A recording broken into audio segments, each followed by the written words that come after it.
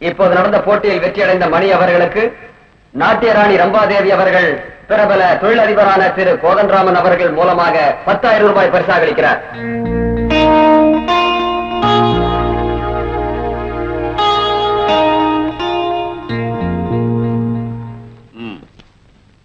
உன்னை நான் வாழ்த்துறேன். இந்த 10,000தோட லட்சியம் நிறைவேறும்னு நினைக்கிறேன். 10,000த்துல என் தங்கச்சி ரேகா கல்யாணம் முடிஞ்சு போயிடும். என் கல்யாணத்தை நீங்க நடத்தணுமே.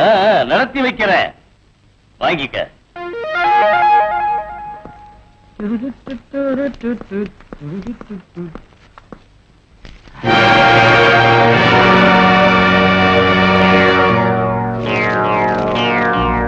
உன் சபதப்படி விடியறதுக்குள்ள 50,000 ரூபாய் தந்தா உன் தங்கச்சி கல்யாணம் நடக்கும். ஆனா இந்த 10,000தோட 50,000 ரூபாய் சேர்ந்ததாக நினைச்சு நீ ஏமாந்துட்ட.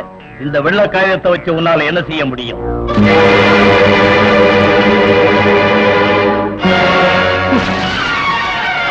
அழகுள்ளவள் நினைச்சேன், அழகா ஏமாத்தக்கூடியவள் இப்ப புரிஞ்சு போச்சு. என்ன சொல்றீங்க நீங்க? தெரியாத ஆட்டம் அடிக்காத. தோத்து போனா 10,000 தரையில் சொல்லி அந்த கோதண்டராமனோட கூட்டு சேர்ந்துகிட்டு எனக்கு இந்த வெறுங்காயத்தை கொடுத்தியா? ஐ எம் சாரி, இது எங்க சின்னம்மா செஞ்ச வேலையா இருக்கும். உட்காருங்க, உங்க பணத்தை தந்துடுறேன்.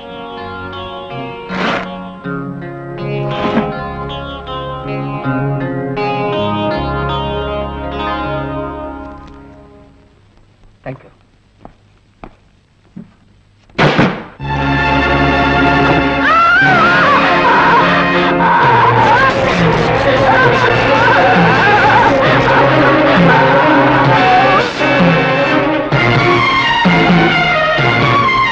அம்பா அம்பா,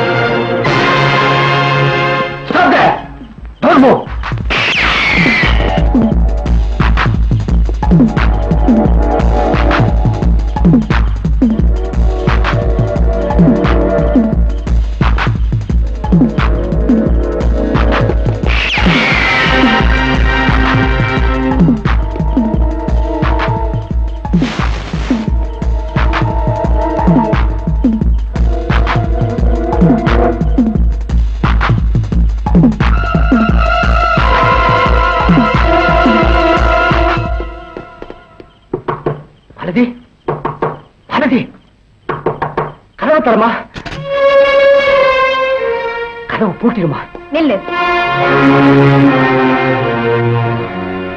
யாரையாவது கொலை செஞ்சுட்டு வரியா? அந்த மாதிரி நினைச்சிட்டு அத்தா என்ன சுட்டுட்டாருமா. உண்மை உங்ககிட்ட சொல்லிட்டு போகத்தான் வந்தேன். உண்மை எனக்கு சொல்றியா? கொலைக்காரனுக்கு அடைக்கலம் கொடுக்கறதுக்கு நானும் சாதாரண பொம்பளை இல்ல, ஒரு போலீஸ் ஆபீசர் மனைவி. சபாஷ், அருமையான வார்த்தைம்மா. காயம்பட்டு ரத்தம் சிந்தினபடி வீட்டுக்கு வந்த கூட பிறந்தவனை பார்த்து காயம் எப்படின்னா ஏற்பட்டுச்சுன்னு கேட்காம யாரையாவது கொலை செஞ்சுட்டு வந்தியான்னு கேட்டியே. அப்பவே உனக்காக ஏங்கிக்கிட்டு இருந்த அண்ணன் செத்து போயிட்டாம்மா. நில்லு. மாப்பிள்ளையா? சொந்தங்கிற உறவு கொண்டாடி என்கிட்ட இருந்து தப்பிக்கலாம் நினைக்கிறியா? சொந்தமா? இனி எங்க இருக்கு சொந்தம்? அண்ணான்னு கூப்பிட வேண்டிய வாய் கொலகாரான்னு கூப்பிட்ட பிறகு சொந்தங்கிற வார்த்தைக்கு இடமில்லை. இன்ஸ்பெக்டர், போலீஸ் ஸ்டேஷன் வராவிட்டா சுட்டு வீழ்த்துற பிறகு கொண்டு போவேன். இன்ஸ்பெக்டர், செய்யாத குற்றத்துக்கு என்ன கைது செய்ய பாக்குறீங்க. செஞ்ச குற்றத்துக்கு தண்டனை அனுபவிக்கலாம் என்னைக்கும் தயாரா இருக்கேன். ஆனா நான் செஞ்ச குற்றத்தினால ஒரு சகோதரி கல்யாணம் நின்னு போய் அவ அனாதை ஆயிட்டான். அவ கழுத்துல 3 முடிச்சு விழற வரைக்கும் என்ன நீங்க கைது செய்ய முடியாது. தள்ளி போங்க. குற்றவாளியை எதிர்ப்பேனே தவிர அவனை பார்த்து பயப்படுறவன் அல்ல. வழிவிடுங்க. உனக்கு இருக்கிற வழி ஒன்னே ஒண்ணுதான், அதான் செய்யுது. சரி, உங்க இடையூறுகளை சமாளிச்சுக்கிட்டு நல்ல வழியிலேயே வெளியில போவேன். அது உன்னால முடியாது. நிச்சயமா இங்கிருந்து போவேன். உங்களால என்ன தடுக்க முடியாது.